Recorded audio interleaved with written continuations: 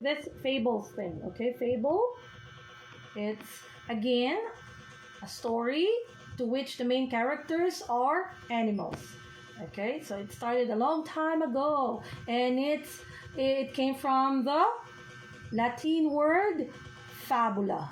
All right, it means discourse or story based on oral tradition. When we say oral tradition, it's being passed on by people by discussing it like chica chica. And then later, so they write it into like they make storybooks, right? Okay, now that you can read. Okay, so it began when? Imagine. How many years ago? 100 BC. Yeah, it's even before Christ. 100 years before Christ. Yes. And where it started? Before those 200 years before Christ was the people. Yeah, okay. Before Christ existed, it says. Okay. So it came from the ancient Greece, and it according to them it is attributed to Aesop. Okay. So who is Aesop? And did Aesop just like decided to make fables? Yeah. Maybe he loves to talk or tell stories, right?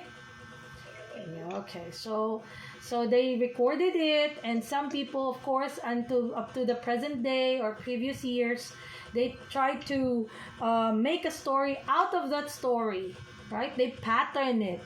So they just changed from the turtle to tortoise, monkey and rabbit, rabbit and turtle, something like that. Okay?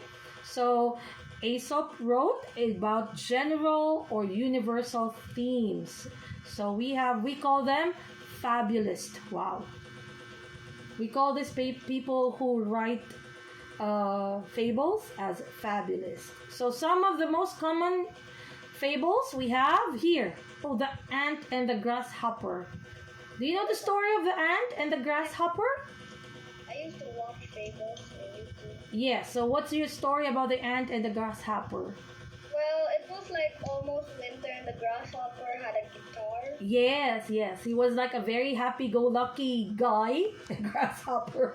Yeah, he was just enjoying life. Yes, and we learned something about that story, right? So it's like you have to be ready during the rainy days, or you have to be very masipag, something like that, right? And then we have the fox and the grapes, and then the lion and the mouse. I don't know I think I know the mischievous dog, but I forgot. Okay?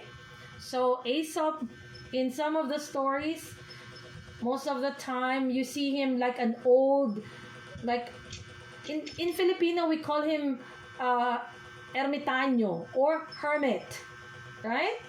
Just like have you seen the movie Harry Potter? Yeah. No? Oh, okay. So the old man there, so he's like a hermit. So that's Aesop. Okay?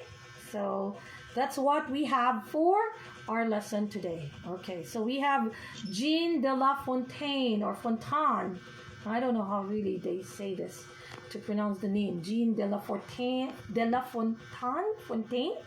was a poet who also contributed hundreds of fables and left a significant mark on the entire genre. Abby, you can take notes of this lesson words. These people, I think you'll be having a quiz on that soon. Okay? About fables? Yes. How it started.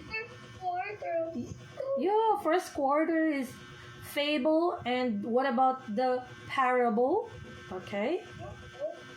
So the difference, what's the difference between a fable and a parable? I don't know. What's a fable? Who's the main characters there? Wait, is a parable like the same thing but like humans? Yes, okay. Parables are most... Everything the same but humans. Yes, actually it's when you read the Bible, there are parables there. Parables. Can you give me an example of a parable? Yeah, when you read the Bible, right? When, some of Mary Magdalene, like story of her, right? Or do you attend the Catholic school? Catholic school. No, not really. The But do name you of have my religion school is classes? Do you have religion classes? No. Okay, let me find a very popular parable. Okay, popular. So we have top my 12 parable paper here list. fell, and then there's just this thing stuck here. Uh-huh. So mostly, you know what? The parables are taken from the Bible. Okay. Mm. So when you say, for example, the rich fool, so money does not guarantee the health of my soul. So this is part of the Bible. Maybe we could, I don't know. This is not religion class. Anyway. Okay. So those are parables, right? Mm. Okay. So we have there the prodigal son and the good Samaritan. Oh, remember the prodigal son is very popular. Have you heard of that story? The prodigal son? No? Okay, it's a story about this guy who left the family, okay, and waste because he wants all his money already. He wants all his inheritance and enjoy them. And then after many years, he returned nothing. He returned like very poor. But then he came back, and then his father still accepted him, and his father prepared a very big feast for this son. And then the other son said, "Oh, Dad, why, or Father, why did you prepare something good for your son? I was the one here with you during your times wherein he left us," right? He was like asking his father, "Why did you give him a feast when he's been out and then he already used all his money? He wasted all his money, nothing is left, and now he's back with nothing. And then you prepared something for him?" So what do you think his father said? Because he's my son. Because he's my son? Is that it? No, or because he misses him. He was what? Or because he maybe misses him. I don't know. Mm-hmm. Father said, "You know, son," he told his son, the son that he is with, he said that, "You see, your brother was lost for many years, and now he is back. I think he already realized his mistake, and since he came back, I believe that he's sorry for what he has done. So let's celebrate." Okay, but actually the brother said, "Oh, why did you give him a big feast? He was not here during the times when we were down and poor, and when we were trying so hard, when we were struggling. But now he returned. After all those years, he spent all his money, right?" And the father said, "We forgive because he is back. And let's welcome him."